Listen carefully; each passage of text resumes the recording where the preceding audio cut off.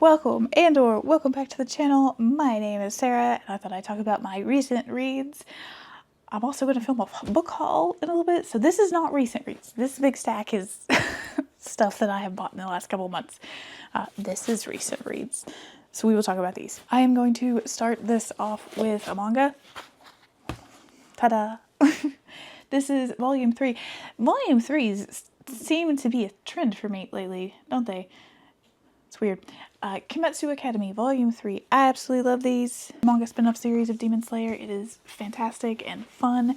This is the Fall Festival, sort of Halloween adjacent episode volume. It's really good. We get to see a lot more of the demons in this one, and they're like modern day reincarnations. I liked it. It also has a story about Mitsuri at the beginning, and Mitsuri is my favorite Hashira. 1000% yes. All day, every day. I've actually thought about getting a Mitsuri tattoo. It might happen, it might not. So I highly recommend this one. I think it's worth purchasing, clearly. I have it. I have the next 2 pre-ordered because it is just, it makes me so happy. It makes me so happy to read. I love the world of Demon Slayer. It is one of my favorite series. So if you do love it, if you like cutesy, kind of spin-off, fun, just for giggles sort of series, I highly, highly recommend that. That is the only manga that I have read. Everything else has been let me double check myself before yes, everything else has been an ebook or like an actual novel. Let's do the rest of the physical books. Top of the list, this bad boy. I have seen everyone, there we go. I have seen everyone and their brother haul this, but I've not seen that many people talk about it. And I regret to inform you that that is a mistake on all y'all's parts. This is amazing. This is fantastic. This was not what I expected it to be. This surprised the snot out of me. It's just so good. It's so good. So I have read Stephen Graham Jones' like early work and some of his horror work. I have not read that most recent trilogy where he played with horror movie tropes and things, because I like horror movies and I have watched them, but I'm not like an aficionado or whatever you call it. I'm not a professional horror movie watcher. Like I don't know a lot of the tropes. So I kind of skipped those, and I hadn't read his work in a while. But this is going to be one of my best books of the year. I saw someone online say that this is a horror romance, and I 1000% agree with that. There is little to no romance, but there is like a subtle love story in there. You've got to understand what you're seeing. You got to look for it, but it's beautiful. This is the story of Tolly.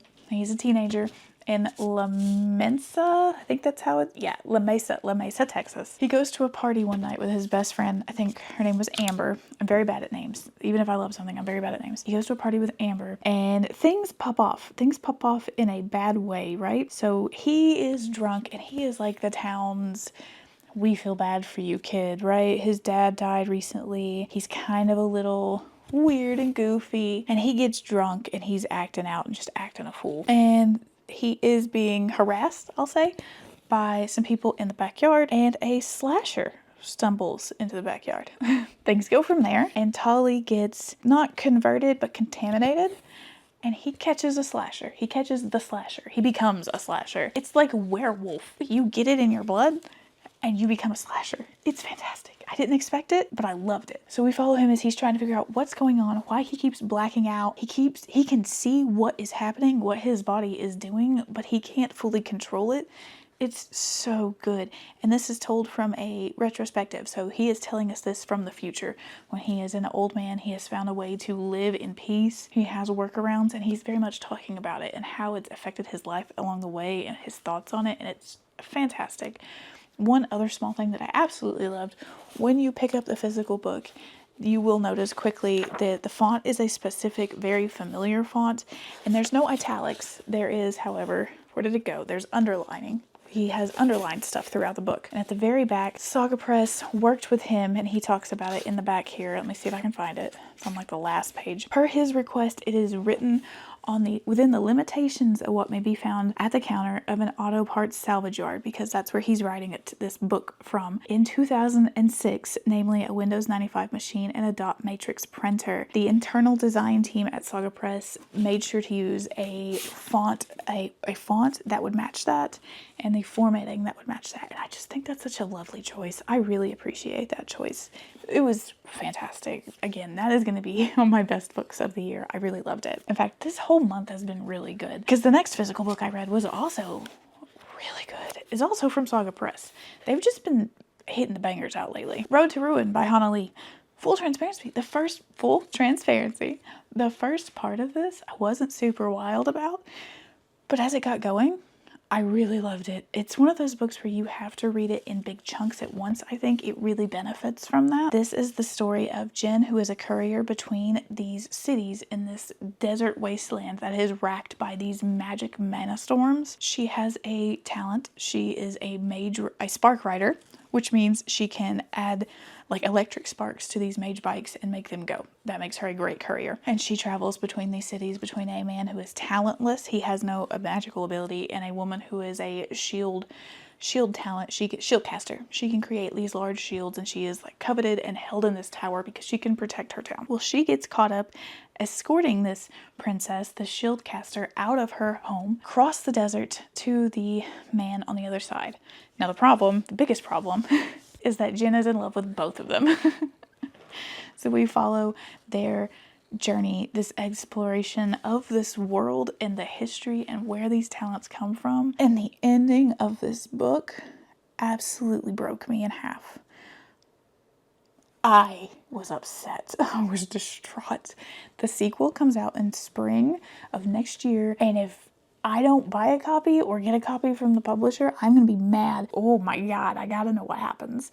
So we'll see what happens then, but I really loved this. It was so good. Another thing no one mentions, there's a goth princess in this, Yi Naren. She's a goth princess. She's always wearing black and skeleton rings and bones in her corset, and it's just casually thrown around like, oh yeah, she's all in black with her long black hair and her bone corset, and I'm like, yes, skeleton goth princess, I'm for this. It was great. It's fantastic. I loved it. 5 out of 5 stars. I can't wait. I tabbed the crap out of it. Can you tell? Yeah, it's tabbed to hell and back. So quickly, because I have to wake my daughter up. She is napping and it is time for her to wake up. The ebooks that I have read, I read The Bloodless Princes by Charlotte Bond. This one I didn't absolutely adore. I really liked The Fireborn Blade more, which is the first book in the series. The Bloodless Princes is about the 2 women from the first book, and they are currently working in these powerful positions in their government, but they have to go into the land of the dead to stop this wizard from magically attacking one of them. It was fine.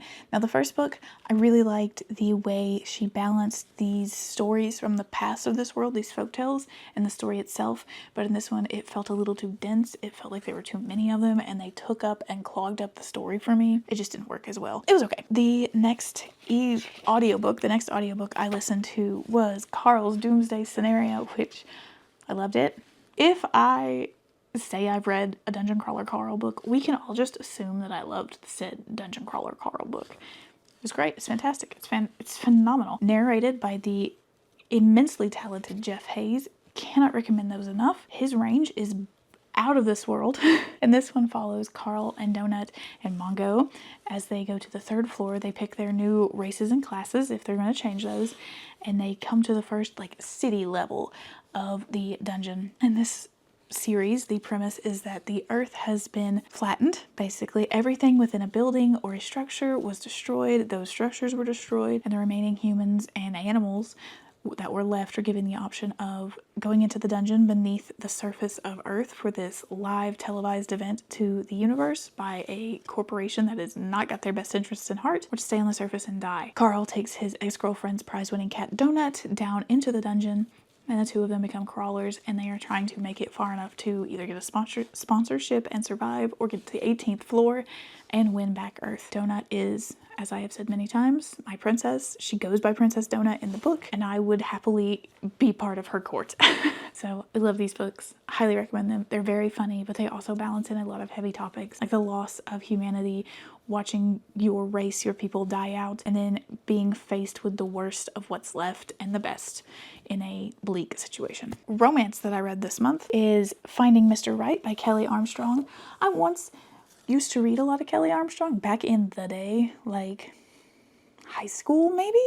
Her early books I ate up. She used to write a lot of urban fantasy. I think she might still, but I'm not sure. I really liked this. I didn't quite expect to like it as much as I did, actually. The first half was a lot better for me than the second half, but the second half was still strong. The first half is about Daphne and Chris, and Daphne is trying to get her book published. She cannot do it, so she submits the book with a slightly tweaked summary and a male pen name. It is picked up immediately. Not only is it picked up, but it goes to auction, and she is given a 6-figure deal on said book. It's a zombie survival book. She does not want to blow her cover, though, because she thinks the main reason it sold was because she has a man's pseudonym on it. She hires Chris to be an actor to play said author pseudonym, and they have a romance. Now, the first part of this, it was very back and forth, texting, conversations, and I really like that. Chris is the absolute cinnamon roll of a character that is my favorite kind of male hero, and Daphne is a very strong, very quiet, independent woman. She says it herself in the book. She's intimidating to people because she's tall and muscular, and she's fit, and she knows what she can do, but she's also quiet and withdrawn, so people think she comes off as snooty, she's not very socially adept, whereas Chris is like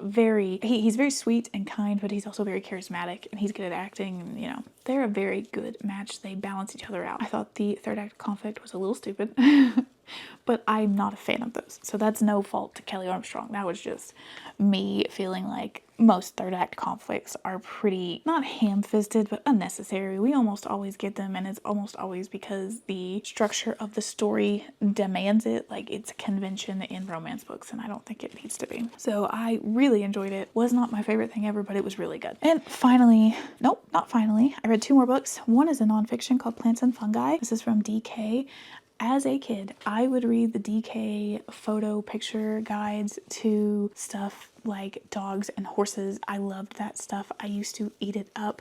I would check those books at the library and read them cover to cover multiple times. I was that kid multiple times. This is that, but about plants and fungi. There's not a whole lot to say. There's no real plot because it is just a nonfiction book talking about plants and fungi. What I can tell you is it's absolutely gorgeous. The artwork in this is jaw-dropping. I would turn a page and I would just stare at it like, holy cow. You wouldn't think that just plants and mushrooms and trees would be so stunning in a book. I mean, I would, but most people wouldn't think that, but genuinely, it's beautiful. And the informational tidbits were actually really well written. They were very digestible. I knew a lot of them because I'm that kind of a person, but there were still some things that I learned about, stuff that I didn't know, and I really enjoyed reading this. If I had an unlimited book budget, like if I could just buy the books I wanted whenever I wanted them, I would have a lot of these, and this would be at the top of my list to buy because I really loved it. Finally, the last thing I read, and another fantastic thing, is Masquerade by O.O. Sengoyami. Oh my god, this was good. This is, I think, a slightly fantastic, I don't know if I would call it true fantasy yet. I don't know if there's going to be a sequel, but retelling of the history of, I don't know which kingdom, but of history in Africa.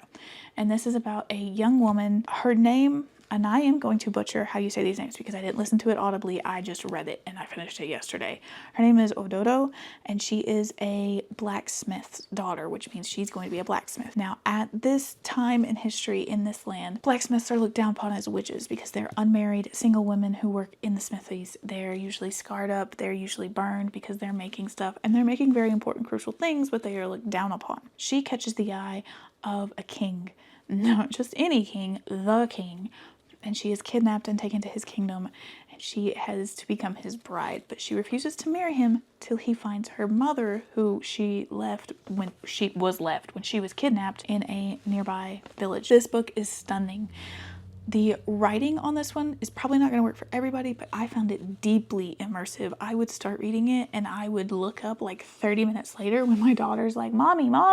Like, we would be sitting on the couch, my husband and I, and she would be talking, playing with him, and I would read this and I would completely just be lost in it for long stretches of time. It was phenomenal. I really want to have my own copy. It also has an absolutely gorgeous cover. I looked closely at it when I was filling in my journal entry for it, and oh my god, it's stunning. I truly can't recommend it enough. I really enjoyed it. It really worked for me. Long live the queen. That's all I'm gonna say. So that's it. That's everything that I have read since my last check-in. Please let me know of the things that I have mentioned, and I have mentioned a lot of stuff that I really loved. Let me know if you want to pick any of it up, what your thoughts are, anything sound interesting, and do you have any recommendations based off of stuff that I mentioned? Because, wow. Any, like, gothic princesses? Hell yes, please, thank you. I would love some more of those. I liked that a lot. But that is it for me. Thanks so much for watching, y'all. I will talk to you again soon. Bye.